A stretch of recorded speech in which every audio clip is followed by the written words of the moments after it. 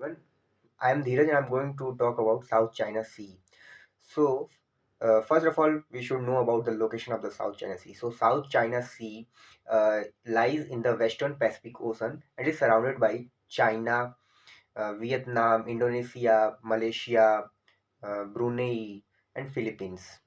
Now, talking about its importance, then it has a huge amount of importance because it is first of all the world's among the world's busiest sea trade route. So there's a lot of dependency of international trade on the South China Sea. Also, this is a rich source of crude oil, petroleum gases, natural gases, and fisheries. So countries like India, Europe, and Africa depends a lot the on the South China Sea for these resources. Now, talking about the issue, then first of all, we should know about the history. Then in 1935, China used 11 dash line. It declared a map which shows that whole of the South China Sea belongs to China. And in 1949, it cooperated with Vietnam and removed two dash lines and introduced nine dash line map. So now after that, talking about the UNCLOS, that is a which is a law, United Nations Convention on Laws of Sea.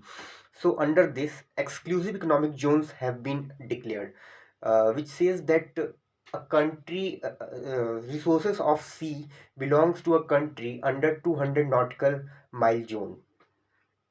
Now talking about the claims of these countries which are surrounding the South China Sea, then first of all, when talking about China, then China claims on the basis of historical facts. It says that there was an Han dynasty which was ruling over the South China Sea.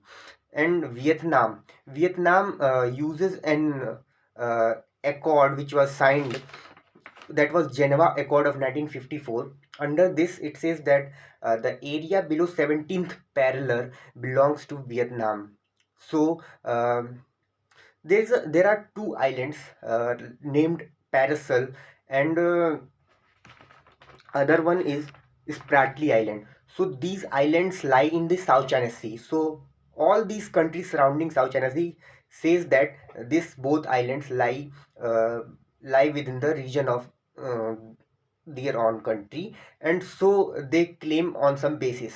So Vietnam claims on the basis of 17th parallel line, and other countries like Malaysia claims on the basis of geography, and other countries like Philippines, Indonesia, and Brunei claims on the this exclusive economic zone basis.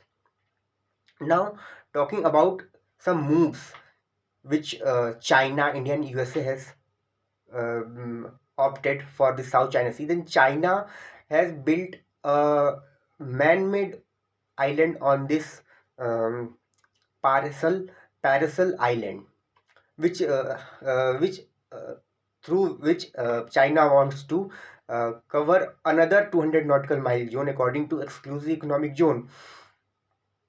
But USA and India are always against this policy, this strategy of China.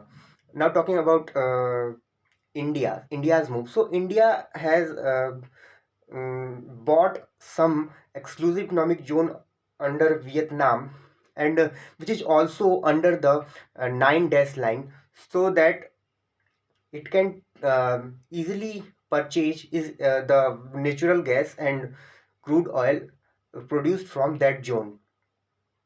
Now talking about USA wants to become superpower. So its policies to control seas. One who controls seas have possibility to become superpower. So what USA wants to do? So USA helps countries other than China in terms of security. So it deploys its ships over there and gets the benefit of trade. So also US, because of US, uh, the ASEAN nations have prospered a lot in last 40 years. Now talking about steps, what steps India should take, then India should do more bilateral talks with countries, ASEAN countries, and also India should India should focus more on maritime laws.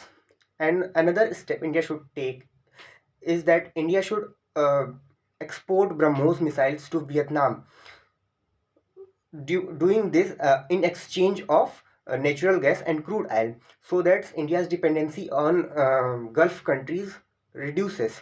And ultimately, this reduction of dependency on Gulf nations will impact China, because China and Gulf nations are very closely related, very closely linked to each other.